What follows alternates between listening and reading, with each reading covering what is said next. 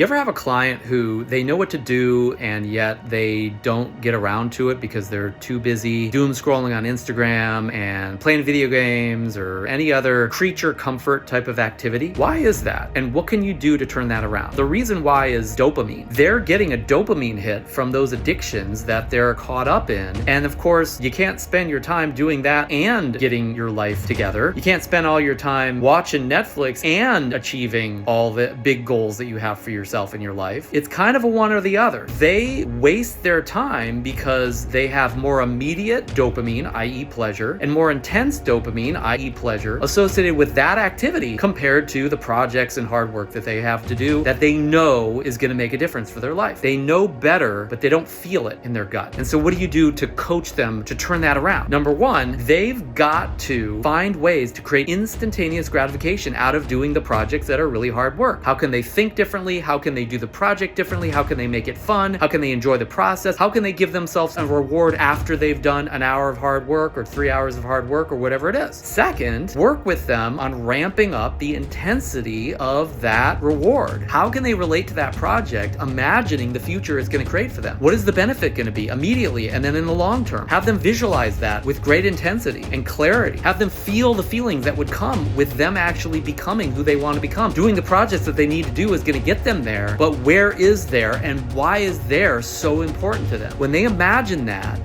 deeply, when they imagine that clearly, when they imagine that with great emotional intensity, that's the reward pattern that they'll start to associate with that activity, and then they're going to do more of that activity. If your client's future is compelling enough for them, they're not going to want to waste too much of their time playing video games and doom scrolling on Instagram. But if they have no compelling future and they have no pleasure associated with those projects and that hard work that they got to do, the most compelling thing in their life is going to be a procrastination pattern, doom scrolling and video games. That is not going to get your client where they want to go.